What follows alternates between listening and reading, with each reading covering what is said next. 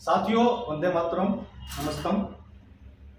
मैं डॉक्टर तरुण कोठारी और जैसा कि आपको पता है, पिछले 2.5-3 वर्षों से हम लोग एक बहुत बड़ा आंदोलन चला रहे हैं देश में और दुनिया में। जो न्यू वर्ल्ड ऑर्डर का जो एजेंडा चल रहा है और उसी एजेंडे के अंतर्गत ये जो तथाकथित बीमारी चल रही है उसके खिलाफ हम लोग पिछले 2.5-3 वर्षों से आंदोलन कर रहे हैं। उसी के संबंध में मेरे ऊपर crime branch Daryaganj police Delhi ने एक एफआईआर दर्ज की थी। उसी के संबंध में एक बड़ी खबर है आपके सामने। तो हमारे साथ में है एडवोकेट प्रसून कुमार मिश्रा, जो क्राइम ब्रांच दिल्ली पुलिस ने मेरे ऊपर एफआईआर दर्ज की थी। वो एफआईआर ही गलत है, वो एफआईआर दर्ज हो ही नहीं सकती। क्यों नहीं हो सकती है, उसमें क्या गलत था, उसके बारे में आज हम बात करना चाहेंगे। तो उसके ऊपर हम लोगों ने दिल्ली हाई कोर्ट में एक पिटीशन दायर की है और दिल्ली हाई कोर्ट ने वो केस स्वीकार भी कर लिया है। उसी के बारे में बात करेंगे। तो मिश्रा साहब बताइए, ये जो आपने केस किया है दिल्ली हाई कोर्ट में, ये क्या था थोड़ा सा? देखिए, जो आपके खिलाफ में एफआईआर की गई थी Daryaganj crime branch police station के द्वारा, उसके खिलाफ हम लोग एफआईआर क्वैशिंग के लिए 482 सीआरपीसी के तहत प्रोविजन बनता है, उसमें हमने पिटीशन लगाया था दिल्ली हाई कोर्ट में। जो पिटीशन, हमारी पिटीशन स्वीकार की गई है। हमने ये ग्राउंड लिया था कि ये एफआईआर पुलिस लॉन्च कर ही नहीं सकती, क्योंकि जो सेक्शन लगाए गए थे उसमें 188 आईपीसी इपिडेमिक एक्ट का सेक्शन था। तो ये दोनों सेक्शन पुलिस लगा नहीं सकती, क्योंकि पुलिस को एफआईआर करने का अधिकार नहीं है। ये सीआरपीसी का एक प्रोविजन है 195, जिसके तहत पुलिस एफआईआर लॉन्च नहीं कर सकती। वे ही व्यक्ति एफआईआर लॉन्च कर सकते हैं जो इपिडेमिक एक्ट को लागू करते हैं। वही ऑफिसर या उनके जूनियर सी कंप्लेंट पिटीशन फाइल कर सकते हैं। वो भी एफआईआर नहीं कर सकते, कंप्लेंट पिटीशन फाइल कर सकते हैं।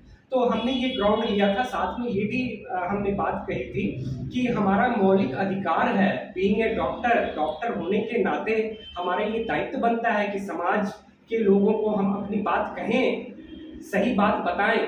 जो भी हमें नुकसान है मास्क के द्वारा या जो भी वैक्सीन के द्वारा नुकसान है, हमारी ये फंडामेंटल ड्यूटी बनती है संविधान के आर्टिकल 51 के तहत। ये हमारी ड्यूटी बनती है जो हमने लोगों को जागृत करने का काम किया है। तो ये बात हमने रखी थी दिल्ली हाई कोर्ट में। तो ये सारी बातें सुन करके जज साहब भी हमारे केस को उचित माना और उन्होंने इस केस को आगे स्वीकार किया है। और जो हमारी अपोजिट पार्टी है, यानी कि जो पुलिस है, उनको उन्होंने नोटिस किया है और उनसे जवाब मांगा है। तो ये बहुत बड़ी उपलब्धि है, क्योंकि एफआईआर क्वैश के लिए जो पिटीशन फाइल किया जाता है, ज़्यादातर पिटीशन डिसमिस ही हो जाती है। तो साथियों में बताना चाहूँगा कि 3 जून को जो फर्स्ट हियरिंग थी मेरे केस की, 4 जून को नहीं, 4 जुलाई नहीं, जो अभी जो पहले जो हमने पिटीशन फाइल किया था, इसमें मैं थोड़ा सा बता रहा हूँ। 30 मई को हम लोगों ने आपने पिटीशन हाई कोर्ट में डाली थी और 3 जून को जो हमारी हियरिंग थी, जिस दिन हमारी पटेल हाउस में हियरिंग थी, उसी दिन वकील साहब वहाँ गए थे, दिल्ली हाई कोर्ट गए थे और दिल्ली हाई कोर्ट में जाकर के कुछ ऑब्जेक्शंस आए थे, वो ऑब्जेक्शंस को रिमूव किया। हाँ, है ना?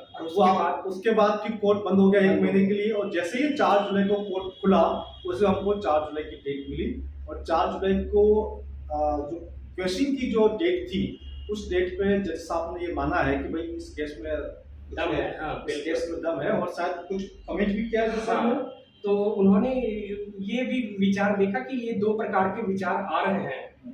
और जहाँ तक हमने बात कही कि मास्क के क्या इफेक्ट है और वैक्सीनेशन के क्या साइड इफेक्ट है, कंपनियां क्या कह रही हैं, अपने वेबसाइट में बात बता रही हैं। तो जज साहब इससे कन्विंस हुए, तब उन्होंने पुलिस को नोटिस किया और उनसे जवाब भी मांगा है। तो जज साहब को ये लगा कि भाई देखो, ये तो दो तरह की विचारधारा देश में चली आ रही है, कुछ लोग समर्थन कर रहे हैं, कुछ लोग नहीं मानते हैं। तो जो नहीं मानते वो नहीं मानते, उनके अपने आधार है। तो इस आधार पर किसी के खिलाफ एफआईआर करना प्रथम दृष्टि से जज साहब को गलत लगा, तो उन्होंने इस केस को एडमिट किया, स्वीकार किया, और 4 जुलाई को हमारा केस स्वीकार हो गया है।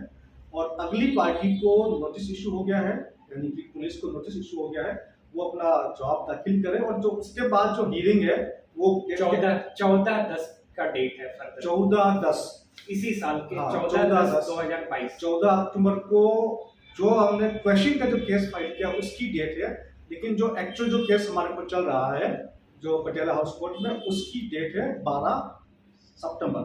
तो 2 से कंफ्यूज नहीं होना, 12 सितंबर को जो हमारा केस चल रहा है उसकी डेट है। और 14/10 की जो डेट है वो हाई कोर्ट, हमने जो क्वेश्चन हाई कोर्ट में डाला है, डिस्ट्रिक्ट कोर्ट के ऊपर जो हाई कोर्ट होती है।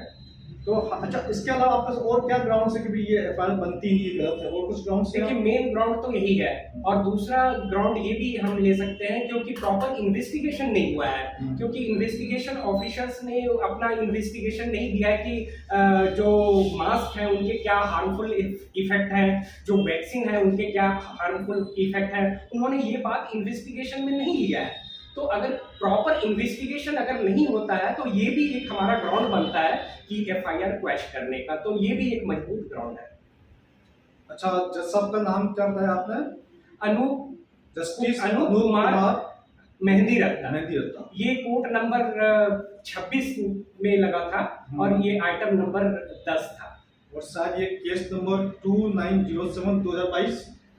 इसमें मैंने सीएम पिटीशन लगाया था। एक बार मैं थोड़ा सा डायरी देख करके मैं ये केस नंबर CRL मिसलेनियस 2907/2022। हाँ, ये क्रिमिनल MC नंबर 2907/2022। हाँ, तो देखिए, ये जो केस हम लोगों ने दायर किया है, हम ये केस जीतेंगे। और यदि हम केस जीतते हैं तो इस पूरे 2-3 साल के अंदर जिन जिन लोगों के खिलाफ एफआईआर हुई वो सब की एफआईआर कैंसिल हो जाएगी, क्रैश हो जाएगी, खत्म हो जाएगी।